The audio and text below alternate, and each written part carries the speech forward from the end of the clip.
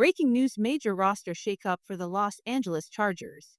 Just when fans thought the backfield picture was clear, the team makes unexpected moves that leave everyone asking one question: what's really going on behind the scenes? Stay locked in, because this update could completely change how the Chargers approach the season. The Chargers have officially brought in 4 free agents for workouts as they continue reshaping the roster.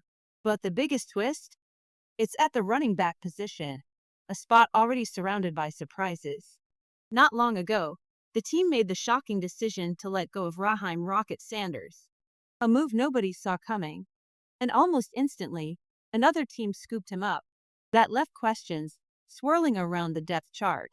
For now, the Chargers are leaning on Amarian Hampton, Najee Harris, and Hassan Haskins. Still, the front office isn't sitting still, and that's where the newest names enter the conversation.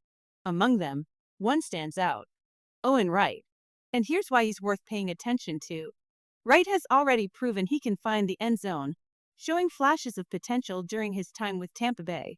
Could he become a hidden gem for this roster? That's the storyline fans will want to follow closely. Mid-script YouTube promotion naturally inserted.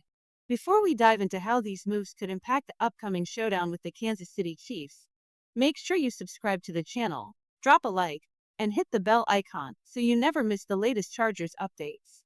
Now, let's get back to the news. With Wright in the mix and Sanders gone, the Chargers' running back rotation is suddenly full of questions.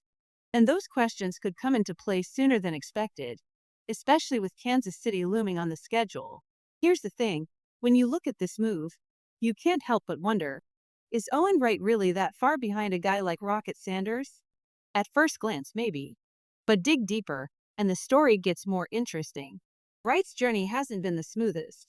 Coming out of William and Mary, he went undrafted in 2023. From there, he bounced between the Ravens and the Buccaneers. But here's the part that matters: when he got his chances in Tampa Bay, he actually delivered. He found the end zone, he made plays, and he showed he wasn't just a camp body. That experience matters. And he's not the only one. The Chargers also brought in a few other names, all running backs. Anthony Toos, who briefly spent time with the Lions. Amar Johnson, another prospect who had a stint with the Ravens. Every one of them brings something different to the table. But here's the reality: the Chargers are walking a thin line at running back. They don't have the luxury of endless depth. And with the season opener coming against 3 straight divisional rivals, this isn't just about filling spots, it's about survival. The start of the season is no joke for the Chargers: 3 straight divisional opponents right out of the gate. That's as tough as it gets in the NFL. But once they get past that gauntlet, the schedule begins to open up a little. Matchups against teams like the Titans, Jaguars, and Colts aren't easy by any means, but compared to the opening stretch, they're far more manageable. And that's where we'll really learn what this team is made of. But let's be honest, the schedule is only part of the story. The bigger questions surround the roster itself. Can the offensive line stay healthy and give Justin Herbert the time he needs? Can the defense replicate last year's rock-solid performances?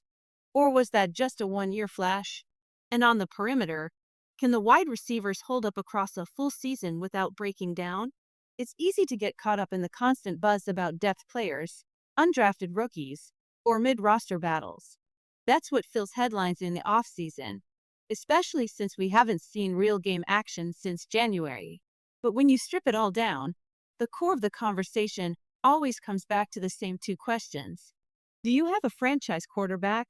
Do you have a proven head coach? For the Chargers, the answer to both is yes. And when you've got that foundation in place, you've always got a fighting chance.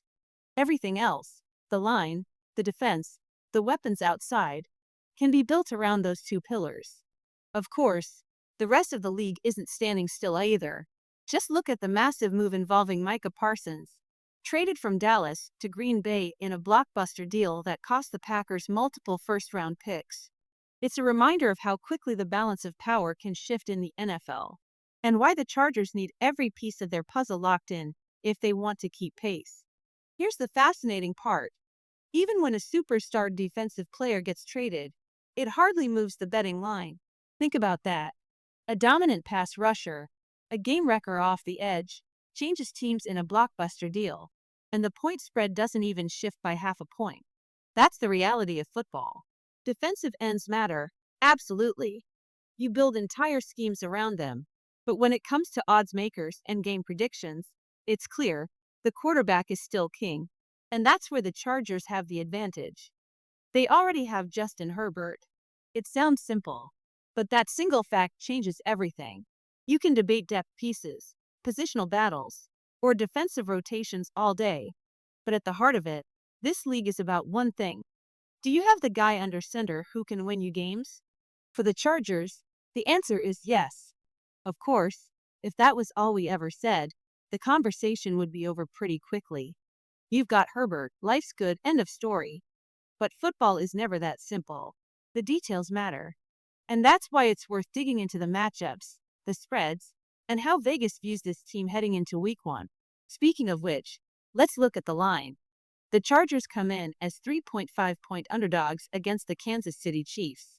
Hardly a shock, the defending champs get the benefit of the doubt, and rightfully so. Still, it's a number that leaves room for intrigue. Underdogs, yes, but overwhelming? Not even close.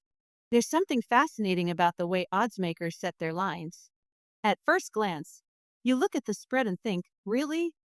Only 3.5? But then you step back and realize, more often than not, Vegas nails it. They have an uncanny way of predicting just how close a game will be.